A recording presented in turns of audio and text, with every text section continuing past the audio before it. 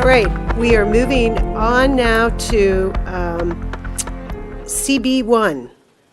And the first person, which is an act altering the number of consecutive years. A project or phase of a project must be retested if a project fails one or more components of the school capacity test of the Adequate Public Facilities Act of Howard County. And I'll first turn to the sponsor of the bill. Did you want to say anything in introduction of it? Sure. Okay. Just briefly. Thank you, Chair Young. And Vice Chair. CB-1 is a redo of a bill filed last year as CB-17. It found unanimous support from the PTA of Howard County. The Board of Education testified in support of it, as well as a number of other citizen advocacy groups. I did not at that time have the votes needed to pass it. There were some preconditions stated then that I believe the Board of Education has pursued in the meantime, which is the redistricting of 5,402 of our current Howard County students. So seeing this as one of the few legislative solutions that I see that we can make as a council to deal with the almost accelerating pace of school children being placed into our school without the capacity to actually put physical seats for them to sit in the schools we either have now or that we need to build. CB-1 aims to give the school system, the county budget, the time it needs to keep pace with an ever-growing school system. And it does that by increasing a waiting period that is currently 4 years to 7. Thank you.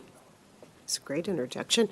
Okay, and we will start first with, I'm not sure if you're speaking for the group, so we will just call up Mavis Ellis.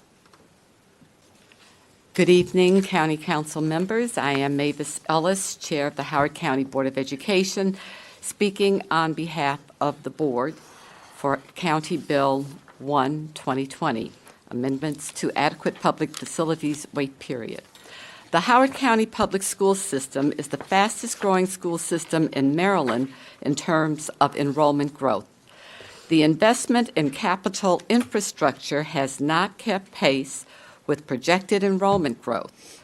Current enrollment projections forecast that within 2 years, the number of students will begin to exceed the number of seats available countywide.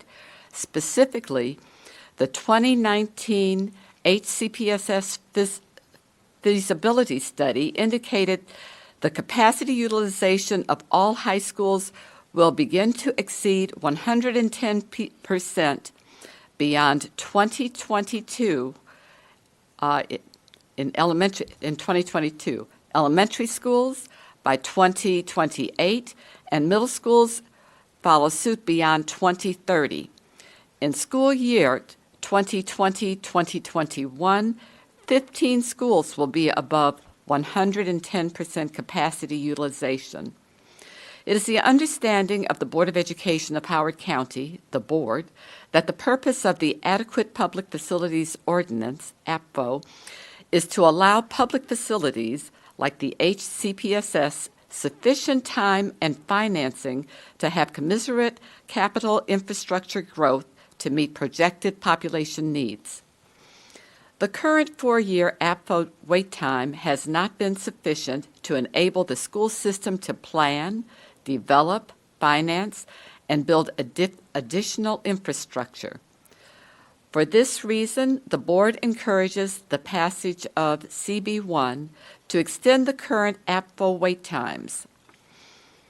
The Board recognizes that in order for the school system to provide seats for our students, there needs to be continued commitment to 1, land acquisition, 2, capital funding, and 3, adequate time to build capital infrastructure. The passage of CB-1 would address one of these 3 components. The Board looks forward to our continued partnership with our county government to provide the best possible education for all our students. We can do this better together if we have additional time to provide adequate public facilities. Thank you. Thank you very much, Ms. Ellis, and I also want to recognize that we have 2 other Board of Education members here tonight, Vicki Catrunio and Kirsten Coombs, and we are very appreciative of you coming out tonight. Thank you.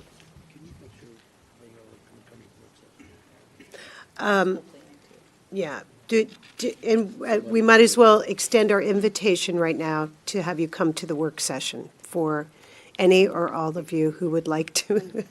Yeah. As Councilmember Youngman wants to make sure that you are aware of that, and what date is it? And, yeah, we'll have to let Diane deal with it.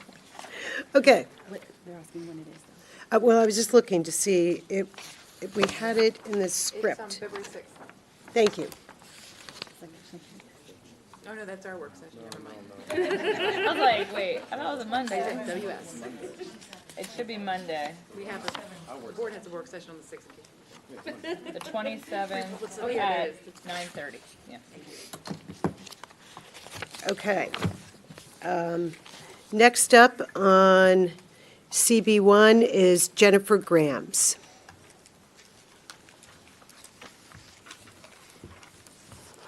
Good evening. Happy New Year. Jennifer Grams, Ellicott City. I'm here tonight in support of CB-1. As you probably know, our high school students are taking their midterm exams this week. And I was thinking, what if we told them, don't worry about studying. It's okay if you fail the first, second, third, fourth time. Because even if you don't need to take it the fifth time, you'll automatically pass. That's essentially what our current Apfo schools test does. And even though CB-1 would still allow failing to equal passing, it would at least extend the number of times or years before a proposed development actually passes the test, and provide critical time for our infrastructure to catch up. As you know, our Board of Ed recently redistricted over 5,000 of our students, and yet we still have the same problem that we had before, not enough seats in brick and mortar classrooms for all of our students. What's the solution? It's complex, as you know, but there's two essential elements, money and time. You've provided additional money through CB-42, which you passed last year, and we're very grateful for that. It's not exactly what we hoped it would look like, but it definitely goes a long way to providing additional money for our schools. And now it's time to address time, which is what CB-1 does, and we hope that you will vote to approve CB-1. Thank you very much. Thank you. Any questions? No. Okay. Up next is Aria Ma.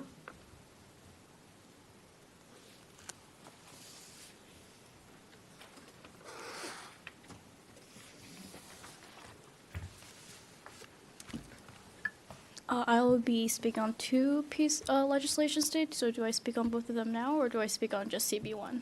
You can speak on both of them now if Okay. you'd like. So my name is Aria. I live here in Ellicott City, and I currently am taking my midterms right now.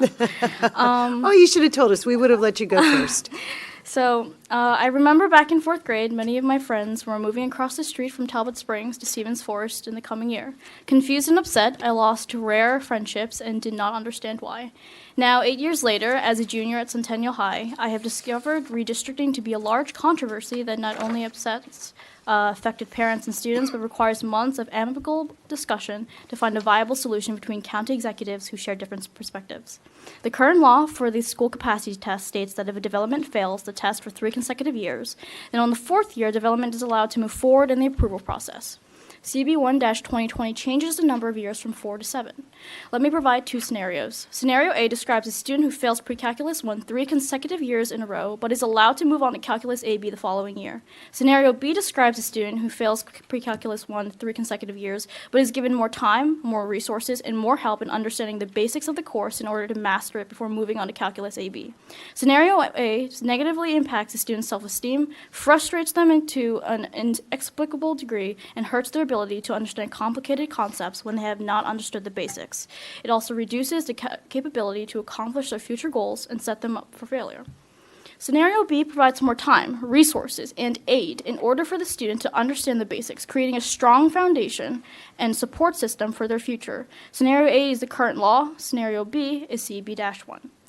The current law negatively affects students where some have to completely restart their social lives, an intimidating and often difficult endeavor for this stage of human development. Redistricting seems to be the go-to solution for overcrowding, where student self-esteem may suffer, social interaction decrease, and academic achievement diminish in a new environment. Adjusting this wait time is not just a tool to pace development for new buildings, but is also a more economical system that allows current schools to prepare a more efficient solution where redistricting controversy and discontent can be avoided for the foreseeable future. Redistricting, renovation, and construction takes extra time, resources, and most importantly, funds. These solutions to overcrowding are reactive, and reactive approaches only work so long before a new solution must be found to adjust to new situations. This bill allows for a more proactive approach, preventing a problem from happening before it even occurs. Passing this bill means that for current schools, the county will have more time to accrue necessary funds and enact detailed, foolproof plans for renovation or new construction. However, most importantly, this bill helps new students who enroll in the school system. Although some of my friends who are redistricted still reside in Howard County and social media exists, of course, I lost those important bonds in elementary school, rare friendships that can only be made and thrive in the spotlight of carefree childhood innocence. This bill will create a more positive and supportive environment for rising middle and high school students. Thank you for your time. Thank you. Good evening. My name is Stu Cohn. I'm the president of the Howard County Citizens Association, HCCA, testifying on their behalf, and we are by all means in favor of this bill, as we were last year on CB-17 when we testified. You can review our testimony in the attachment I gave you. We want to once again give Councilman Liz Walsh all the credit in an attempt to do something positive to ensure the future of our county is sound by introducing sensible measurements. We also want to continually thank Councilwoman Young for her full support and voting in favor of CB-17 as she did last year. Thank you, ma'am. Clarence Darrow stated, quote, "History repeats itself, and that's one of the things that's wrong in history," unquote. We are hoping that councilpersons Jones, Mercer, and Youngman fully realize our county cannot continue to do business as usual. When CB-17 was heard, there was testimony from the affordable housing advocates. Housing advocates, the bill, if passed, would be extremely harmful, they said. We by all means want to see as much affordable housing as is warranted. But how does the passage of CB-1 or CB-17 endanger the goal?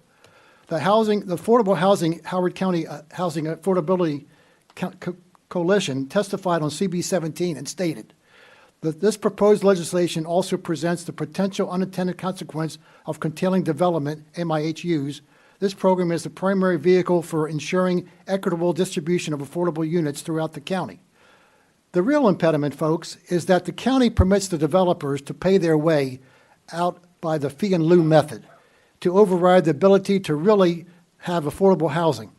Perhaps when the fee and lieu process is ever eliminated, those who are against CB-17 and against CB-1 and redistricting would not be a consequence. So I'd like to see this council think about getting rid of fee and lieu, period. The Builders Association, they claimed that extending the schools test would further lower the county's budget and its ability to provide public services, strain the existing tax structure, require cuts to public and private workforces, lower the county's bond rating, decrease availability of affordable housing, and destroy the county's previous reputation for business friendliness.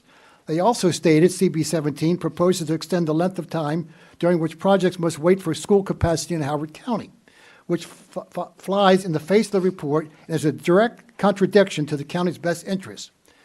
Can this unequivocally be proven? You heard from the school board, and I've got to say, I'm not going to repeat what they said on CB-17 last year, because what we just heard now is very, very refreshing. Obviously, they're in favor of the bill, and that's terrific. Our concern is that in FY 2021, the total request will be $964 million in the school budget, which is $62.7 million more than last year's approved budget. Are we going to continuously see such monumental increases in the future? Just look at CR 98, 2019, which you all tabled back in July, the housing unit allocation chart. The question is quite apparent. Why do we see 2022 and 2024 a substantial increase in number of housing unit allocations? Can we really afford this? And that all goes with the schools. We currently are faced with having 234 trailers, who knows how many more. Now we are in a major redistricting situation. With this situation, CB-1 should be unanimously passed if we really care about the best education and the future of our children. And finally, there's a quote by the Marquis de Lafayette. He stated, quote, "I read, I study, I examine, I listen, I think, and of all that, I try to form an idea into which I put as much common sense as I can," unquote. Yes, the passage of CB-1 2020 is exactly this, the personification of common sense. Thank you. Thank you, Mr. Cohn.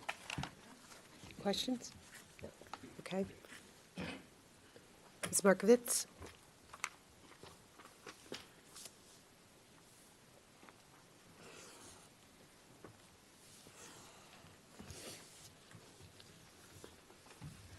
Good evening. Lisa Markovitz for the People's Voice, Ellicott City, in support of CB-1. You will hear and/or read a lot of testimony that sounds familiar on this bill, and not just because this is a repeat bill, but because we always hear the same arguments for and against when discussing strengthening APFO. When we hear all the reasons why we cannot possibly hold up development longer, do we also hear alternative solutions to the overcapacity problem from those opponents besides just redistricting? No. We hear that we will lose money. But when infrastructure is this strained, development is not so profitable. We hear we will lose affordable housing supply, but when development pays a fee in lieu of providing moderate affordable housing, then the reality is that slowing development does not hold up that supply, and specific affordable projects for lower income are exempt from prior APFO strengthening already. We have many trailers, no end in sight of development, redevelopment, and a large, long pipeline of new residential units. Redistricting eases capacity numbers, sure, but when development fills them up almost immediately afterwards. Recently, I have seen projects change plans from age-restricted to market plans because redistricting is opening up some districts. Redistricting is not the only answer. It is difficult to get enough funds to provide for increased capacity. We see how much money and time it takes to get schools built or renovated. There are plans to add school capacity, but the data shows that even when that is realized, it will be about a third of the estimated new enrollment between now and then. So what do? We need to use APFO and allocations as actual planning tools. Someone somewhere planning on this issue, please. Not just talking about effects on sectors or offsetting interests, but solving a problem. Why shouldn't we use longer APFO waits to lessen the incentive to build where it would cause the most problem? That would increase the incentive to build elsewhere, where there are less overcrowded schools to avoid the wait. I don't just mean the West, where not having public sewer is limiting, but the East capacities are only going to last so long too. Will there be so many trailers one day that we have to implement a bathroom schedule? One thing we do know for certain is that what we are doing and are not doing for a long time now isn't working. If you look at other counties, several have longer school waits than we do, and yet we have not heard of them being sued for takings of private property rights. Anne Arundel max is 6 years. Calvert County is at 7 years. In December of 2019, Frederick County lowered the rate of overcapacity to 100% and implemented a 5-year wait. In Hartford, the wait is unlimited in several of the most overcrowded regions with a 110% rate. Baltimore County has regional areas with unlimited waits, and Montgomery County has moratoriums over 120%, period. What a bunch of huge differences. Also, it takes 3 years for projects to get through DPZ, a wait that occurs for all already anticipated. What portion of this is concurrent with APFO waiting? The halt isn't really 4 extra years now. Add to that, Howard is unique in our allocations test, which when received goes immediately to the first school test. And so depending on what month that occurs, a project can take a school capacity test twice in its first year. Please keep these issues in mind if you feel 7 is too long. If you find that this bill cannot get enough support to pass, which we support and believe it should, I suggest discussing a compromise. At least apply the 7-year wait to schools that are over a certain percentage over capacity, like 120% or more. A flat no on this vote is not supporting our school system. Please work on it and get us some sort of improvement at least. And I just want to say something about the examples that have been said this evening about being allowed to pass a test after failing it a certain number of times. I think you have to think carefully about what that's saying. It's not just a glib joke. Think about it. If we allow development to just proceed too soon, we are not creating incentives. If we halt it for a longer amount of time, there will be more incentive to do better planning and find solutions. Thank you. Thank you. I have a question for Lisa. Oh, okay. I'm glad you brought up the sort of the development process, like from the end of sort of when you get the green light to, when basically students will appear. And it seems like it happens a lot faster with an apartment building or townhouse community versus, kind of a suburban detached home community where the houses and the kids tend to come. I think that getting through the process takes longer, and kind of the delivery of the houses takes longer. Is there any merit to us looking into different wait times for different types of communities?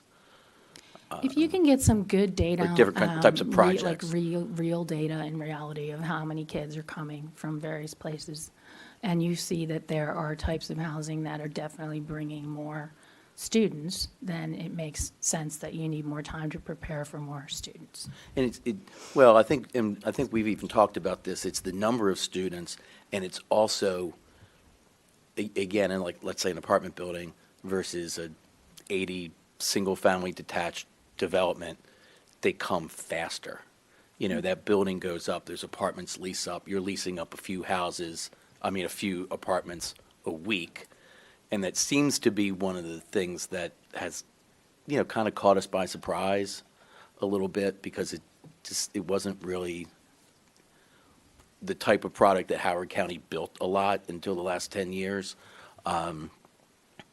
I know I'm kind of talking through it myself, but I know you have a lot of opinions on it, so. That's okay. Thank you. We can talk about it offline. I would also say that maybe you can think about, just like I mentioned, if you need compromised positions, looking at the amount of overcapacity.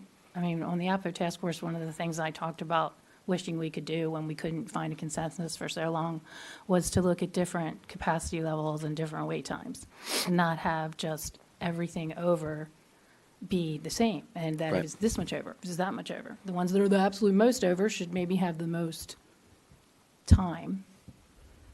So, just thought. Cool, thank you. Thank you.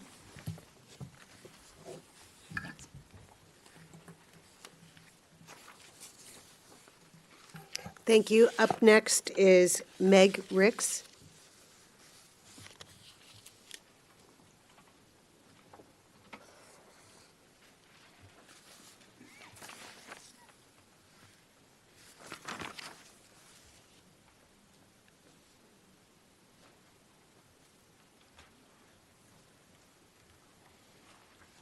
Good evening. Good evening. I'm Meg Ricks. I'm from Elkridge, District 1 half of Elkridge. No one should be against a maximum Apfo wait time that accurately reflects the time it takes to address adequate schools to keep up with growth. If it takes 5 years at a minimum to build a high school, if we already have the land, and that's a big if, and currently the maximum wait time is 4 years, that's a problem. The Adequate Public Facilities Ordinance is supposed to ensure adequacy of our public facilities, not to ensure developer profits are maximized. Remember, you work for us, the residents, taxpayers, and voters of this county, not the developers. This law is meant to be our check on growth in the areas where our infrastructure needs time to catch up. I fully support CB-1 and implore you to pass it as written. Please do not create amendments that weaken this important check on growth, or which might create perverse incentives like exemptions that would encourage building in a way that concentrates poverty in certain overcrowded schools. This is my family's 11th year in Howard County Public School System and my 10th year as a PTA officer and volunteer at a school that is large, overcrowded, and above average for farms rate. I've seen firsthand the problems that overcrowded schools face. Our most vulnerable students need additional support, and in a large, overcrowded school, that is nearly impossible. We're a growing county, but our schools are constantly expected to do more and more with less and less. My children haven't known anything else. Neither my oldest daughter nor any of the other 1,900 plus students currently at Howard High will see any relief from High School 13. They will all have graduated before it opens. Redistricting can only do so much when large swaths of the county are overcrowded. This is why we can't wait.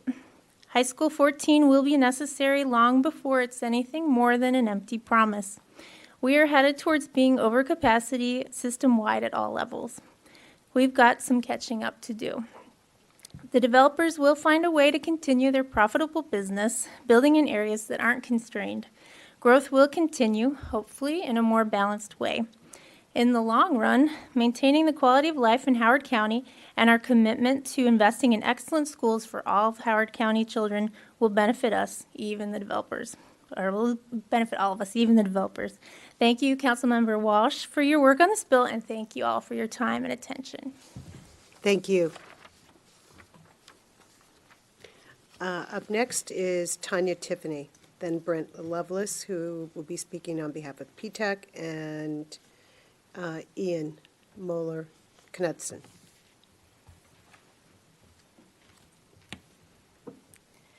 Good evening. My name is Tanya Tiffany. I live in District 4, and my testimony is a little bit different. You've already heard a lot of wonderful facts.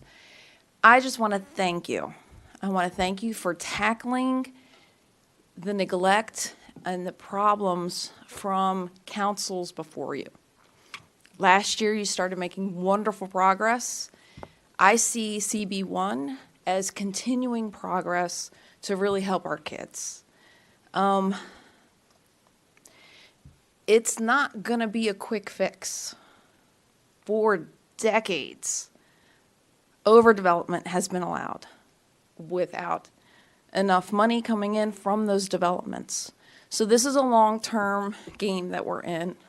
And I just want to thank you for all of the effort that you have already done, all the flack you guys have put up with. Thank you. And I really support CB-1, and I hope that you guys will as well. Thank you. Well, thank you.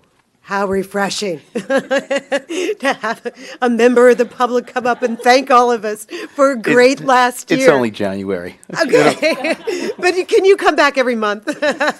They'll hate us in no time. Okay, Mr. Lovelace. Good evening. My name is Brent Lovelace. I'm the current president of the PTA Council of Howard County.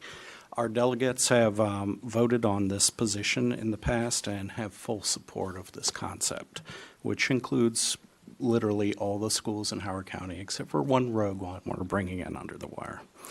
This morning, my wife got a call, locked down in the trailers at one of our schools where our children are at. If we remove those 200 trailers, if we pay off all our debt, if we catch up on our maintenance, if we do this without compromising our standards, raising our student-teacher ratios, changing things that we expect, and do this all without affecting other county services, then we might have a case to keep our wait times at the same levels that they are currently. But that's not the case. If we were on a boat, we are taking on much more water than we are bailing out. Look at the capital improvement program. We have much higher enrollment than we have capacity coming into the school system and funding for it.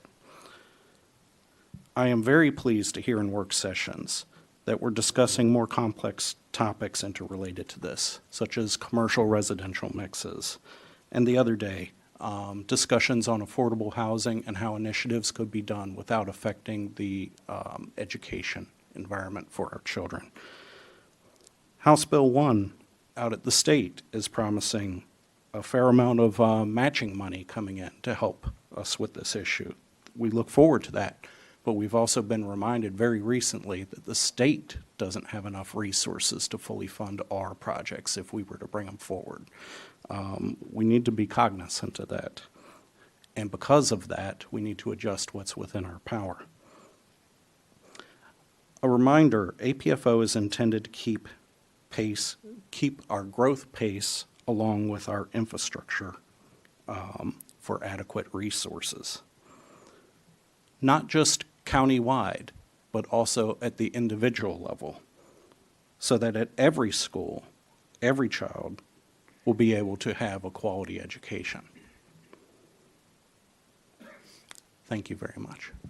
Oh, and I will caveat, I've been asked, will members in support of CB-1 please stand? Thank you all for coming out Thank you. tonight. We appreciate that. Any questions? Any questions? No. Thank you, Have a Mr. great Lovelace. evening. And next up, Mr. Knudsen.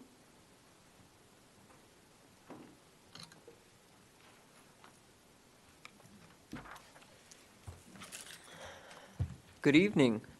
I'll be speaking for Sierra Club. My name's Ian Knutson, and I live in downtown Columbia. The Sierra Club supports this legislation as it allows for school systems to use the housing capacity test as a tool for thoughtful and smarter growth. It is extremely important in a time of rapid development for the school system to maintain its esteemed status by having the time to adjust properly to increasing student populations. The current law allows school systems 4 years to adjust to the request for additional capacity. Schools must undertake the difficult task of redistricting, renovating, or building new schools. Changing the permitting process to extend the periods of testing the schools from 4 to 7 years will help the county to better prepare for the anticipated increase in students and give them a more reasonable time frame to make needed infrastructure changes.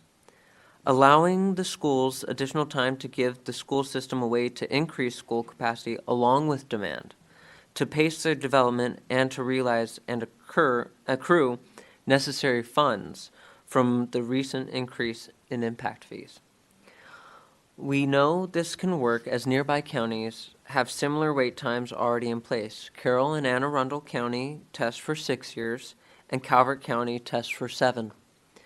School overcrowding threatens to undermine the process of learning and the outstanding reputation of the Howard County's public schools. Passing this bill would allow more time to balance the attendance rates for schools and prepare for appropriate class sizes. This will benefit the entire function of the schools, from the principals to the teachers, and most importantly, the students. Please support CB-1. Thank you. Thank you. And Councilmember Youngman has a question. I'm curious, what's the Sierra Club's interest in this? What's its connection to the Sierra Club's mission? So there's a couple different things. One of those aspects would be just the overall land usage, making sure that our students aren't being shipped all the way across counties, the emissions in that. So there's We don't ship students all the way across the county, so I'm trying to figure that out. But if we have to redistrict, if we have students going farther than the schools that they are accustomed to because there's not enough space at those schools, that they would have to go travel to a further school than the closest one available to them. Things of those natures, whether we would have to build more infrastructure taking away from green space, things like that.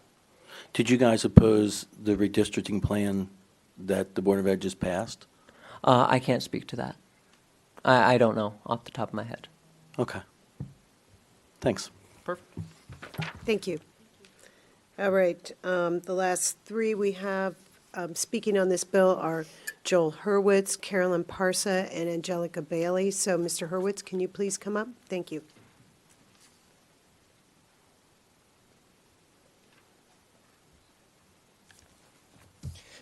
Good evening, Joel Hurwitz, Columbia. Continue with, where Lisa Markovitz talked about takings. I guess when I talked to Councilmember Walsh, we seem to be in agreement that to the extent that having a 4-year wait for takings is a flawed analysis. The most recent major court case, as I talked before, was the Supreme Court's case in Muir versus Wisconsin, where the court reiterated that there are 2 guidelines relevant to determine whether a government regulation constitutes a taking. First is whether it denies all economically beneficial productive use of land will require compensation to takings clause. And second, a taking may be based on a complex of factors, including the economic benefit of regulation of the claimant, the extent to which the regulations interfered with distinct investment-backed expectations, and the character of the governmental action. Generally, I think there's little chance that most parcels in Howard County will find that they will be provided of all economic benefit. Think of the Dorsey Overlook project, which is pending before the council. I think it could be denied forever under takings analysis for Apfo. It already exists with single-family homes and a church.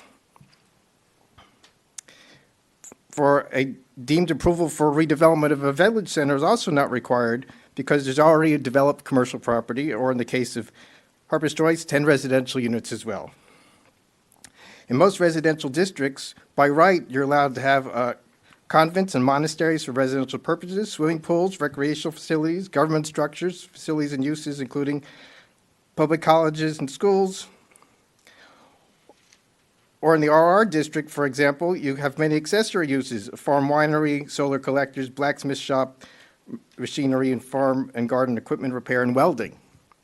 So there's no taking where you're allowed to use the use of the property. Otherwise, we might end up with high-rises everywhere if people could build exactly whatever they wanted.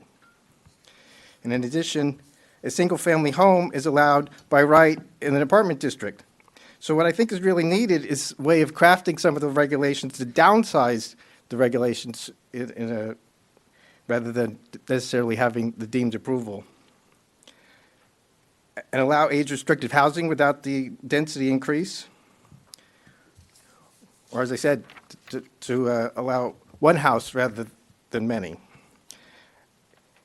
And furthermore, time to finish, was the main issue in the Muir, Wisconsin case is what constitutes the size of the parcel. So think of the milk producers, and this is probably unresolved by the courts. Is the parcel as a whole with a milk factory, or is it the smaller parcel that was subject to the development in your discussions with scenic roads? So, because if it's a whole parcel, it's not a taking. Okay. Thank you very much, Mr. Horowitz. Thanks. Any questions? No? No. Okay, up next, Carolyn Parsa. You are prepared. Hello. Today I'll be speaking for the Smarter Growth Alliance for Howard County. And the alliance is comprised of 20 organizations, both statewide and countywide, that represent collectively over 30,000 residents of Howard County. So the mission statement for the Smarter Growth Alliance is that it is an alliance of local and state organizations working together to foster healthy and equitable and sustainable communities through smarter development and transportation decisions and improved protections for the county's natural, historic, and cultural resources. I got caught up on that one. We support CB-1 to increase from 4 years to 7 years the time period that a project must be retested if it fails one or more components of the school capacity test. Many Maryland jurisdictions face the same growth management issues as Howard County and employ Apfo to control the pace of growth, so schools and other infrastructure are not overburdened. The ordinances in both Caroline and Arundel counties allow projects that fail the school capacity test to proceed after 6 years. In Calvert County, such projects are allowed to proceed after 7 years. These 6 and 7 year periods give the local government the necessary time to assess capacity issues system-wide and address the issues with redistricting, a capital project like a school addition or construction of a new school, or a combination thereof. It is important to consider that cases where a new school is needed, obtaining project funding, selecting and acquiring a site, and planning for construction is often a multi-year process. Additionally, in Howard County, the maximum waiting period is actually sometimes less than 4 years when school capacity test is first conducted, when allocations are issued, and annually thereafter when the capacity charts are released, if a project is tested twice in the first year, first with the allocation and second when the new capacity charts are released, the wait could be even closer to 3 years than 4 years. And this should be kept in mind as the council considers CB-1. We ask, in summary, that you vote in favor of CB-1 to provide the necessary time to better align school capacity with residential development and to avoid unnecessary crowding that diminishes the educational experience for our youth. Thank you for your consideration of our comments. And the sign-ons to this letter are HARP, Safe Skies Maryland, Howard County Citizens Association, Savage Community Association, Howard County Sierra Club, the People's Voice, Preservation Maryland, and Transition Howard County. Thank you. I'm sorry. Ms. Parsley, you said that the group that you're representing, though, is the Smarter Growth Alliance. Mhm. Yes. When did you all form? Our first meeting was in September. And you said there were 30 2019. groups that are... 20. 20 groups that are part of that alliance. And do the groups, if you write a letter like this, does that mean that the groups have approved the letter? Or when you just read the names of the signatories, is that those are the groups that approved this letter? That's right. Those were the groups that approved this letter, those 8 groups. So when we meet collectively and we discuss topics, and when we decide to write a sign-on letter, we circulate it to all the groups, and then the groups that wish to sign on. Okay. Yeah. I was just curious. Thank you. Absolutely. I have the same question I had for the previous witness. I was just looking at, your sort of mission. I don't get the connection to this bill to like Preservation Maryland and your Smarter Growth Alliance. Seems like your mission's more tied to environmental resources and natural resources.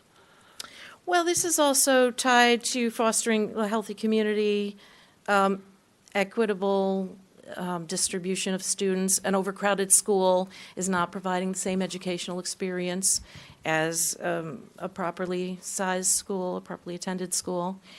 And it's also going to pace development and put it in the places where we need it the most, according to, as somebody said earlier, that I think it was Lisa Markovich who said that when we use this as a tool, it will encourage development in less developed areas where it just makes more sense than overcrowding certain areas. I'm glad you brought that up, because I think this is the last speaker, is one of the things. No, Angelica. Oh, Angelica, sorry, didn't mean to.